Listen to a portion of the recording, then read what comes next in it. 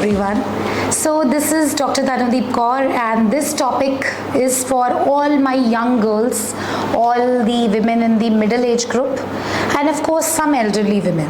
So the topic is PCOD, जो आप सबको पता है. पेशेंट्स आके मुझे पूछते हैं मैम मुझे PCOD है या मुझे PCOS है. It's almost the same thing as far as the patient is concerned. उसके अंदर डिफरेंस सिर्फ मेडिकली है. So what is this PCOD? हर एक को पता है. आजकल सारे नॉन मेडिकल पर्सन्स भी PCOD की डाइट्स एडवाइस कर रहे हैं. They are advising exercises for PCOD.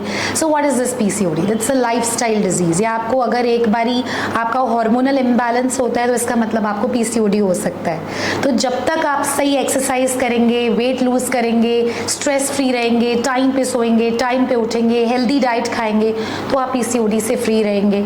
जब आपको लगेगा कि हाँ मैं मोटी हो रही हूँ या I am not doing exercise, I am too much stressed out throughout the day and I don't have time for mental और फिजिकल रिलैक्सेशन, या फिर मैं वर्कआउट नहीं करती and I eat unhealthy, I am taking lot of fatty food, बाहर का खाना, mayonnaise, cheese, all these things if you are taking, then definitely you will get this PCOD. So people often ask मी कि ma'am ये कभी ठीक हो जाएगा या सारी उम्र मुझे PCOD रहेगा. सो इसका आंसर आपके पास ही है. अगर आप एक्सरसाइज करते रहेंगे, अगर आप हेल्दी खाएंगे, अगर आप फिट रहेंगे, if you remain stress free, तो PCOD नहीं रहेगा. और जैसे ही आप वापस इस पूरे चक्रव्यूह में आ जाएंगे, वापस PCOD आ जाएगा. PCOD is nothing but it's a hormonal dysfunction. जैसे ही आपका हार्मोन्स गड़बड़ होते हैं, आपकी ओवरीज छोटे छोटे छोटे छोटे फॉलिकल्स बनाती हैं जिसमें से इरेगुलरली हार्मोन्स प्रोड्यूस होते हैं. इंसुलिन रेजिस्टेंस होता है, मतलब आपकी शुगर होने की आपको टेंडेंसी बढ़ जाती है.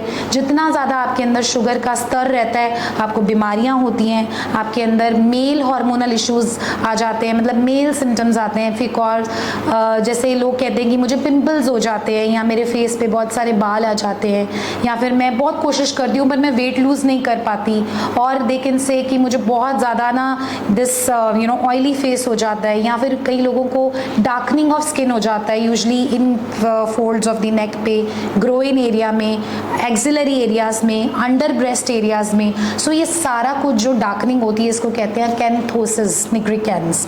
तो ये क्यों होता है? It's because of the insulin resistance. जैसे ही आपके अंदर हार्मोनल इम्बैलेंस होगा, आपके अंदर शुगर का स्तर बढ़ेगा और बॉडी रेजिस्टेंस में जाएगी, all the symptoms will come.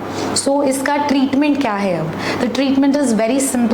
You approach your gynecologist and you start exercising, you lose 5 to 10% of your original weight, the PCOD will go away, and with a little help of some medications this will not hamper your daily quality of life. बाकी आप laser वगैरह कराने पहुंच जाते हैं usually dermatologist के पास, but पहले उस प्रॉब्लम को सॉल्व कीजिए. बिकॉज अगर आप हेयर रिमूव करा रहे हैं लेकिन वो फिर से आ रहा है बिकॉज ऑफ हार्मोनल इश्यूज, तो जो आपने अभी आया वो तो रिमूव कर लिया, और जो बार बार आ रहा है उसके लिए कोई परमानेंट सॉल्यूशन आपको ढूंढना पड़ेगा, otherwise the laser treatments will also fail. So अगर आप अपने गायनेकोलॉजिस्ट को अप्रोच करेंगे फॉर PCOD, और यू कैन कॉन्टैक्ट मी, नीचे मेरे नंबर्स अवेलेबल हैं. We can always help you कि इस PCOD जैसी हार्मोनल इम्बैलेंस इशू से, जो कि सॉल्व करनी बहुत ईजी है और ऐसा कोई भी प्रॉब्लम नहीं है कि हम इसमें सॉल्व नहीं कर सकते, we can solve this issue. Thank you.